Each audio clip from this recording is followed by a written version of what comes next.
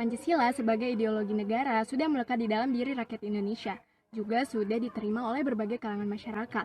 Namun ternyata masih ada beberapa perselisihan kecil mengenai Pancasila sebagai ideologi negara. Seperti misalnya pada sila pertama, masih belum diterima oleh beberapa orang. Juga saat perumusan Pancasila, sila pertama ini dianggap masih memihak satu agama saja. Dan bahkan sampai sekarang sila pertama ini masih diperdebatkan karena diabaikan oleh beberapa golongan. Sila pertama, ketuhanan yang Maha Esa belum dilaksanakan dengan baik oleh beberapa orang. Juga masih diabaikan dalam kehidupan sehari-hari. Sila ini merupakan nilai yang menyentuh aspek religiusitas dalam kehidupan individu maupun bermasyarakat. Artinya, sila ini adalah pedoman moral bagi masyarakat Indonesia untuk bertingkah laku sebagai individu maupun masyarakat. Oleh karena itu, jika nilai yang terkandung dalam sila ini mampu dimaknai secara menyeluruh dan dimaknai secara mendalam, maka problematika yang terjadi di bangsa ini yang masih terjebak dalam praktik penyimpangan seperti korupsi, penyalahgunaan narkoba, kekerasan anak dan perempuan itu bisa diminimalisasi atau bahkan dihilangkan. Selanjutnya ada sila kedua, yaitu kemanusiaan yang adil dan beradab. Sila ini belum terpenuhi karena menurut kami keadilan di Indonesia masih belum bisa ditegakkan. Contohnya, hukum di Indonesia yang masih belum bisa berlaku sepenuhnya adil untuk semua golongan rakyat, seperti golongan atas yang bisa berbuat semena-mena dengan hukum, sedangkan yang golongan menengah ke bawah tidak bisa berbuat apa-apa. Selanjutnya, sila ketiga, persatuan Indonesia. Menurut kami, sila ini belum bisa diterapkan dengan baik karena masih banyaknya kejadian intoleransi yang ada di masyarakat kita.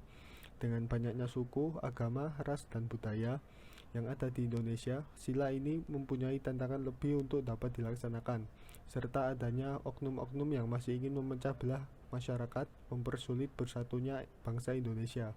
Selanjutnya ada sila keempat, yaitu kerakyatan yang dipimpin oleh hikmat kebijaksanaan dalam permusyawaratan perwakilan. Sila ini menurut kami masih belum juga terpenuhi, karena kebijaksanaan dalam musyawarah mufakat belum bisa dirasakan oleh masyarakat.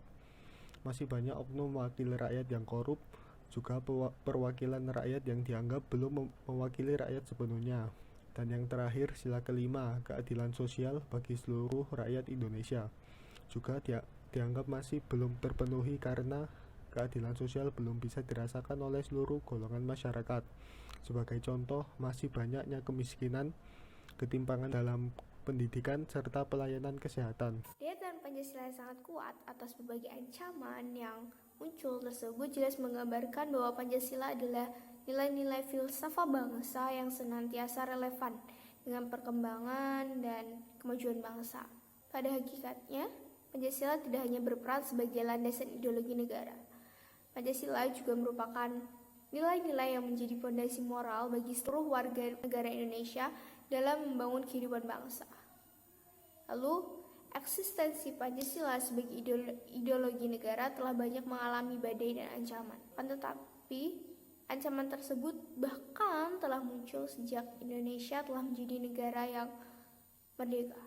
Meskipun demikian, peran Pancasila sendiri sangatlah penting karena jika kehidupan bermasyarakat di Indonesia tidak didasari oleh Pancasila, maka tidak akan mungkin Indonesia mampu bertahan sampai sekarang dengan banyaknya keanekaragaman. Lalu Pancasila lah yang menjaga kita tetap bersatu dalam kehidupan berbangsa dan bernegara. Untuk mengetahui seberapa banyak masyarakat Indonesia yang paham mengenai sejarah Pancasila, maka dilakukanlah survei terkait masalah tersebut. Dari 143 respons yang telah kami terima, 0,7% berusia 13 tahun, 14,6% berusia 17 tahun, 63,6% 18 tahun, 16% berusia 19 tahun, dan 4,9% berusia 20 tahun.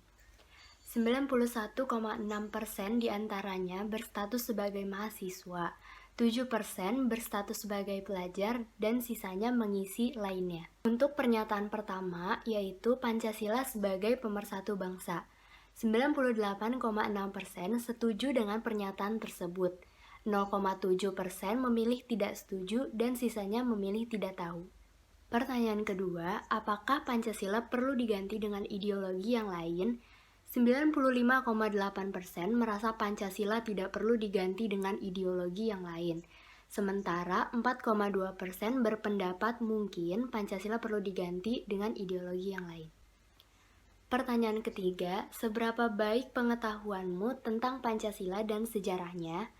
Dalam skala 5, 30,1% mengisi skala 3, 56,6% mengisi skala 4, dan 13,3% mengisi skala 5. Pertanyaan keempat, apakah pendidikan tentang Pancasila yang diajarkan di sekolah sudah mencukupi? Dalam skala 5, 2,8% mengisi skala 1, 16,1% mengisi skala 2, 35,7% mengisi skala 3, 30,8% mengisi skala 4, dan 14,7% mengisi skala 5.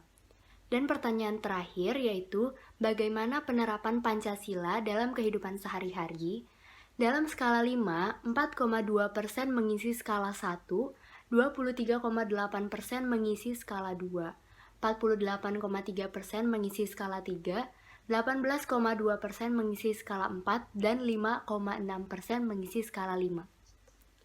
Kesimpulan yang dapat diambil terkait survei yang telah kami lakukan yaitu, sebagian besar responden atau masyarakat setuju bahwa Pancasila merupakan alat pemersatu bangsa dan juga Pancasila tidak perlu diganti dengan ideologi lain.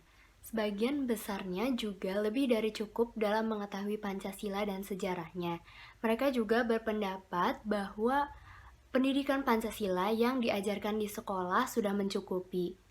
Namun, penerapannya di lingkungan masyarakat masih berada di skala yang kurang memuaskan. Oleh karena itu, masih diperlukannya sosialisasi secara mendalam tentang penerapan nilai-nilai Pancasila di lingkungan masyarakat. Dan sosialisasi itu tentu saja harus disampaikan oleh orang-orang yang ahli dan lebih mengerti tentang Pancasila dan sejarahnya agar kita tidak mendapatkan informasi yang salah atau informasi yang ambigu yang nantinya dapat mengakibatkan kesalahpahaman tentang nilai Pancasila.